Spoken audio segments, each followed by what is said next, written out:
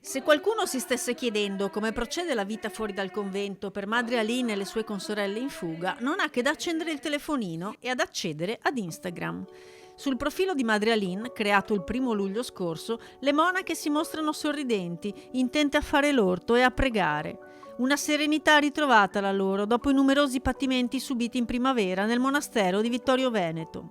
Mas ele prometeu estar conosco. Molti dei contenuti offerti sono in brasiliano, la lingua natia di Madre Aline Grammaci, che proprio dal Sud America è approdata in Italia ormai più di 20 anni or sono. La motivazione è semplice: in Brasile la rete televisiva Globo aveva mandato in onda uno speciale sulle monache che ha acceso l'interesse verso la loro vicenda. È questo semplicemente un modo per rimanere in contatto con tutti quelli che ci hanno scritto dopo la messa in onda in Brasile e per dare messaggi positivi dopo tutte le cose negative che ci sono accadute.